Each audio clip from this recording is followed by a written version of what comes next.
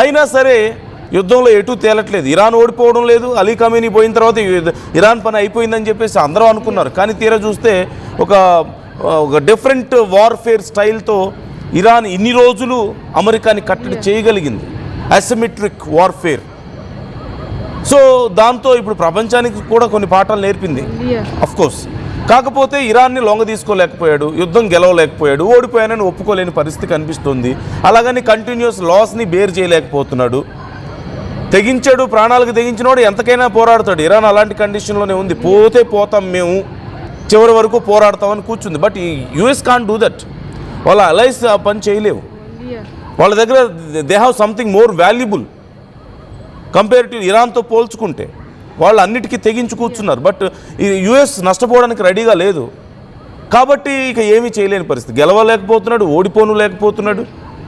కాబట్టి piece talks పేరుతో స్లోగా వాళ్ళని కొంచెం డైవర్ట్ చేసి, మీన్ వైల్ కొంత గ్యాప్ తీసుకొని ఈలోపు కొన్ని స్ట్రాటజీస్ బిల్డ్ చేసుకోవడానికి, కొత్త అటాక్స్, ఫ్రెష్ అటాక్స్కి ప్లాన్ చేసుకోవడానికి, ఇలాంటివన్నీ ఇంటెలిజెన్స్ వార్ఫేర్ కూడా ఉంటుంది ఇందులో ఎంతో కొంత. సో ఇలాంటివన్నీ పికప్ చేసుకోవడానికి ఈ టైంని ట్రంప్ వాడుకున్నాడని చెప్పేసి అంటున్నారు. ఎందుకంటే నిజంగా ట్రంప్ ఈ పీస్ టాక్స్కి అంత ఇంపార్టెన్స్ ఇచ్చేవాడైతే అసలు ఇజ్రాయెల్ని పక్కన పెట్టి, ఇజ్రాయెల్తో నాకు సంబంధం, ఇజ్రాయెల్కి ఇరాన్కి ఎప్పటి నుంచో గొడవలు జరుగుతున్నాయి. మధ్యలో ట్రంప్ వచ్చి కంపు చేశాడు. సో మీరు గొడవ పడినా నాకైతే సంబంధం లేదు, నేనైతే దాడి చేయను, ఇజ్రాయెల్తో నాకు సంబంధం లేదు, నువ్వు ఇజ్రాయెల్ మీద దాడి చేసినా నాకు పర్లేదు అని చెప్పేసి ఇరాన్కి చెప్పుండేవాడేమో. కానీ అలా చెప్పట్లేదు. సో ఇట్స్ ఎ డ్రామా అనే అర్థం అవుతుంది. ఈవెన్ నేను చాలాసార్లు ఇదే స్టూడియోలో కూర్చొని మాట్లాడాను. ఆర్టీవీ ఇదే మళ్ళీ చెప్తుంది. It is just drama, just to get some time to space to rethink and కొత్త యుద్ధ విధానాలని అవలంబించుకోవడానికి, ఆలోచించుకోవడానికి, స్ట్రాటజీస్ డెవలప్ చేసుకోవడానికి, అంతే. కేవలం ఈ పీస్ టాక్స్ అంతా బుల్షిట్. సో సింపుల్, ఇక్కడ క్లియర్గా అర్థమవుతుంది. But what's going to happen now, ఇది చాలా కీలకం. యాజ్ యూజువల్గా హర్మూజ్ స్ట్రైట్ విషయంలో ఇరాన్కి పట్టుంది.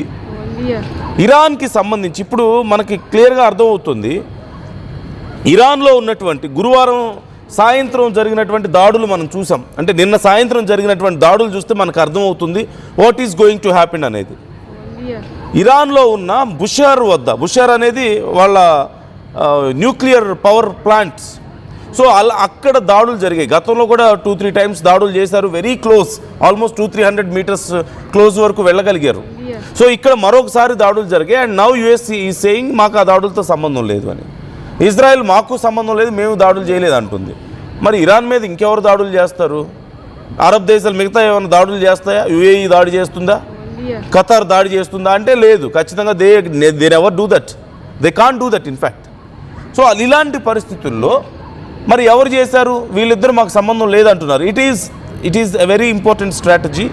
వాళ్ళకి సంబంధించిన న్యూక్లియర్ ఫెసిలిటీస్ మీద కనుక దాడులు చేసి ఆ దేశాన్ని ఇక చావు దెబ్బ కొడితే ఇక యుద్ధం అయిపోతుందన్న ప్లాన్లో ఉన్నట్లుగా కనపడుతుంది. గతంలో జరిగే ఇప్పుడు బుషర్ మీద దాడులు చేశారు. ఆల్మోస్ట్ 90 టార్గెట్స్ మీద నిన్న జరిగినటువంటి దాడులు కూడా మనం చూసాం. సో ఇది ప్రజెంట్ ఉన్నటువంటి సిచ్యువేషన్. ఇరాన్ తిరిగి దాడులు చేస్తుంది. ఇరాన్ కూడా ఇప్పుడు అమెరికాకు సంబంధించినటువంటి మిత్ర దేశాల మీద దాడులు చేస్తూ వస్తుంది. గల్ఫ్ ప్రాంతాల్లో అమెరికా సైనిక స్థావరాల మీద డ్రోన్స్తో దాడులు చేసింది. ఖతర్, బహ్రెయిన్, కువైట్లో చాలా ప్రాంతాల్లో. అలాగే మళ్ళీ హర్మూజ్ స్ట్రైట్లో మళ్ళీ పరిస్థితులు అలాగే ఉన్నాయి. పూర్తిగా రాకపోకలు ఆగిపోయాయి షిప్లన్నీ కూడా. అలాగే చమురు సరఫరాకు సంబంధించి కూడా కొంత ఇబ్బందికర పరిస్థితి కనిపిస్తుంది. బట్ ఇండియా ఈలోపు కొన్ని అదర్ ఆల్టర్నేటివ్స్ కూడా ప్లాన్ చేసుకుంది. సో సింపుల్గా అమెరికా అధ్యక్షుడి మీద ఇరాన్ దాడి చేయడానికి ప్రయత్నించిందా అంటే ప్రయత్నించి ఉండొచ్చేమో. అండ్ ఇది ఒకవేళ ఇజ్రాయెల్ అమెరికా కలిసి ఆడుతున్న గేమా, ఇరాన్ని బూచిగా చూపించడానికి అంటే మేబీ అయి ఉండొచ్చేమో. ఈ రెండు కోణాల్లోనూ అవకాశం ఉంది. ఇజ్రాయెల్కి ఇష్టం లేదు ఈ పీస్ టాక్స్, ఈ యుద్ధం ఆగిపోవడం. కాబట్టి ట్రంప్ని రెచ్చగొట్టడానికి ఏమైనా చేస్తున్నారా? మొసాద్ ఇచ్చిన ఇన్ఫర్మేషన్ అంత తక్కువగా మనం తీసివేయలేము. బట్ ఏదైనా అయి ఉండొచ్చు. రెండోది, ఈ పీస్ టాక్స్కి ఏమైనా అర్థం ఉందా అంటే లేదు. పాకిస్తాన్ లాంటి దేశాలని మధ్యవర్తులుగా పెట్టినప్పుడే అర్థం అవుతుంది there is no meaning for this peace talk. It's all waste of time. It's just a strategy to get some space time. ఇలాంటి టైంలో ఆ దాడులు మళ్ళీ కొత్త స్ట్రాటజీస్ కోసం ట్రంప్ డ్రామా మనకి ముందు నుంచి మనం మాట్లాడుకుంటూనే ఉన్నాం. మరి ఇప్పుడేం జరగబోతుంది అంటే ఇంకోసారి ఇరాన్ మీద మరిన్ని దాడులు చేస్తున్నారు. 90 స్ట్రైక్స్ నిన్న ఒక్క రోజులోనే మనం చూసాం. 90 స్ట్రైక్స్ చేశారు. కీలకమైనటువంటి వాళ్ళ సైనిక స్థావరాల మీద మిజైల్స్తో దాడులు చేశారు. అండ్ వాళ్ళు బుషర్ న్యూక్లియర్ పవర్ ప్లాంట్ మీద కూడా దాడులు చేయడానికి ప్రయత్నిస్తున్నారు. అక్కడ రేడియేషన్ లీక్ అయితే మొత్తం ఇరాన్ పరిస్థితి ఏమైపోతుందో మనకు తెలిసిందే. వీ కెన్ ఇమాజిన్ సిచ్యువేషన్ ఎలా ఉంటుంది అనేది. సో ఇరాన్ని ఫినిష్ చేసే ఆలోచనలో అమెరికా ఉన్నట్లుగా కనపడుతుంది. అంతకుమించి ఇంకేమైనా అవకాశం ఉందా అంటే ఇరాన్ శాంతి చర్చలకు అడుగుతోంది అని చెప్పి ఇప్పుడు ట్రంప్ ఒక మాట చెప్తున్నాడు. వాళ్ళు రిక్వెస్ట్ చేసుకుంటున్నారు, కానీ నేను మాత్రం వినే పరిస్థితుల్లో లేనని డబ్బా కొట్టుకుంటున్నాడు. బట్ ఈజ్ ఇట్ ట్రూ అనే క్వశ్చన్ వస్తే ఖచ్చితంగా ఇరాన్ అయితే ట్రంప్ని అడుక్కునే పరిస్థితుల్లో లేదు. వాళ్ళు చాలా మూర్ఖంగా ఉన్నారు. మేము పోయినా పర్లేదు, ఇంకా సింపుల్గా చెప్పాలంటే ఏదో ఒక ఆత్మాహుతి దేశంగా టర్న్ అవుతుంది స్లోగా ఇరాన్ చూస్తుంటే. మేము పోయినా పర్లేదు, మిమ్మల్ని మాత్రం తీసుకెళ్ళిపోతాం అన్నట్లు. సో ఇది అబద్ధమా అంటే ఖచ్చితంగా అవుననే చెప్పొచ్చు.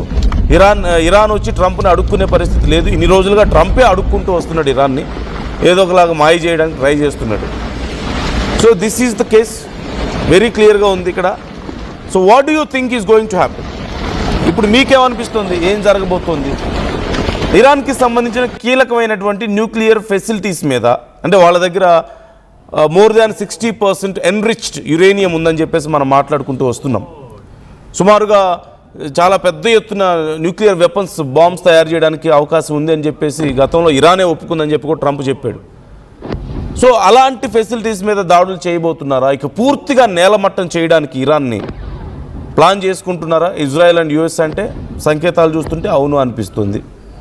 మరి ఇరాన్కి ఎవరైనా మద్దతుగా ఉంటారా డైరెక్ట్గా? అంటే డైరెక్ట్గా ఉండే పరిస్థితి లేదు. మనం ఇంకోవైపు రష్యా ఉక్రెయిన్ వార్ చాలా పీక్లో నడుస్తుంది. This is also a very important strategy from Trump.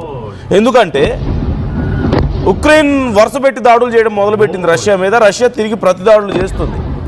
ఈ టైంలోనే మరి ఒకప్పుడు పీస్ టాక్ అన్నాడు, రష్యా ఉక్రెయిన్ వార్ నేను సెటిల్ చేశానని చెప్పాడు ట్రంప్. మరి ఎందుకు ఈ వార్ కంటిన్యూ అవుతుంది అంటే to deviate Russia from this war. ఏది ఇక్కడ ఇరాన్తో ఇజ్రాయెల్ అండ్ అమెరికా చేస్తున్న వార్ నుంచి రష్యాని డీవియేట్ చేయడం కోసం. ఓ పక్క రష్యా మీద దాడులు జరుగుతుంటే రష్యా వచ్చి ఇరాన్కి సపోర్ట్ చేసుకుంటూ కూర్చోలేదు కదా. That is a kind of strategy. China కొంత సపోర్ట్ ఇస్తుంది కానీ డైరెక్ట్గా ఇచ్చే సపోర్ట్ లేదు. ఇక ఏ దేశమైనా ముందుకు వస్తుందంటే అమెరికాకి భయపడి ఏ దేశం ముందుకు రాలేదు కూడా. So they wanted to finish this war by totally destroying Iran. What do you think about this? మీకేమనిపిస్తుంది? Don't you think same?